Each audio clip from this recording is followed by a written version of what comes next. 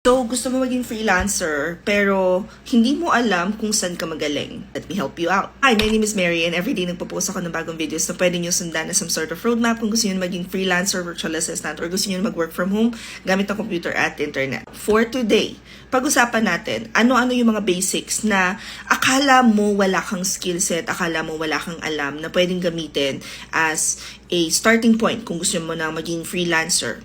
Pero gamit na gamit pala. Let's start with video editing. Video editing should be part of your skill set. Hindi man kailangan plakadong-plakado na converting na talaga yung mga videos mo. But at the very least, you need to know how to create videos and assets for your clients. And the reason being is, sa panahon na nandun na tayo sa digital era, andun na tayo sa time na mas pinapanood ng tao ang mga videos versus magbasa ng napakahabang caption that would not even resonate with your audience. Videos na talaga ang pumapalo ngayon. Lalong-lalo na ang short-form videos since itong si TikTok is medyo ganon. Lumalaban na. Sumasabay na siya. And a lot of people are now using TikTok as a search engine. Ewan ko kung na-try nyo na to ha, but have you ever experienced na halimbawa pupunta ka ng Bacolod at gusto mong malaman ano yung mga magagandang lugar na pwedeng puntahan sa Bacolod? Mga co-working shops na pwede kong puntahan sa Bacolod para pwede pa rin ako mag-work kahit na nagta-travel ako.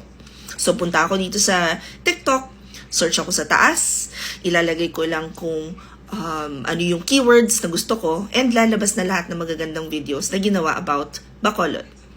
One thing that you will notice is that most of them ay user-generated contents na. Meaning, hindi na siya super curated. Ginawa lang ng mga tao para sa pansarili nilang documentation ng biyahe nila sa Bacolod. And alam nyo ba na sa US, ang dami-dami na ngayong naghahanap ng UGC or user-generated content creators kung saan yung personal experience nila, ang ipapakita nila sa mga videos, ikukwento nila through their short-form videos para lang ma-reach ng mga brands or companies yung target audience nila. That is why more and more people are now looking for their video editors or yung mga i-hire nila na virtual assistants. They're really hoping na nung mag-edit ng video. Real estate agents, ang dami ko ngayong na-encounter na real estate agents na ang gusto sana nila, syempre magbabayad na sila ng around $200 para mag-take ng photos and videos nung bahay, and then they will just have their virtual assistants edit the video para sa kanilang quick walkthrough or virtual walkthrough. Kaya mabenta ngayon yung mga virtual assistants na marunong na rin mag-edit ng videos.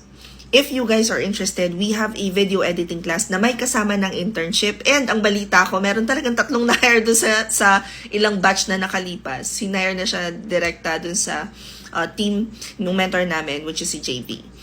If you wanna enroll, i-click nyo lang tong link sa bio ko. Kung nasa Instagram naman kayo, click nyo lang to. At in any case na hindi magkaigi yung link sa mga bio ko dito sa TikTok or sa Instagram, punta na lang kayo sa Facebook. This is my Facebook page. Makikita nyo na sa caption yan yung direct link. Ganon din naman sa YouTube, makikita nyo sa description box. Yes, every now and then nakakapag-post pa rin ako sa threads. But if you wanna know where the count happens, it's all on Twitter. You will then be taken to this page. Hover nyo lang pataas. Pagkatapos makakarating na kayo dito, makikita ninyo yung mga classes namin dyan. I-click nyo lang yung video editing. 999 pesos siya. One day yung class, pagkatapos live yon, and then it'll be recorded and you guys will then have your internship for 2 weeks. Yung internship guys, flexible siya. So output-based, meaning bibigyan kayo ng mga tasks na kailangan yung gawin, provided na rin yung system na gagamitin ninyo for the editing.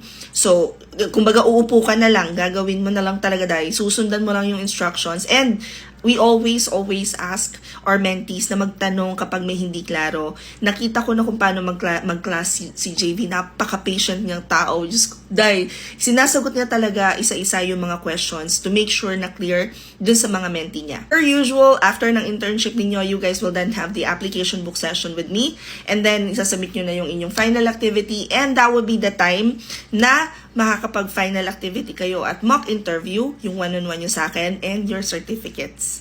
Hope this helps. Comment any questions you guys have about working from home. Follow for more work from home chismis. Bye!